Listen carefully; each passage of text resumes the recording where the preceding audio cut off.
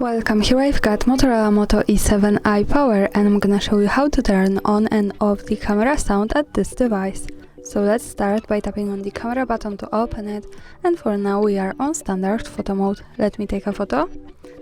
As you can hear, the sound is turned on. To turn it off, let's go to the right corner button so we can open the advanced camera settings. Now we have to focus on capture settings category, and at the first place here we have capture sound option. So by using the button from the right we can easily turn it off and turn it on as we need. Now let me keep it turned off.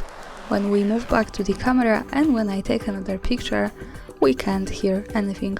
And of course when we tap to the right corner button once again to the capture sound, we can turn it on and hear it. That's all, thanks for watching, subscribe our channel and leave the thumbs up.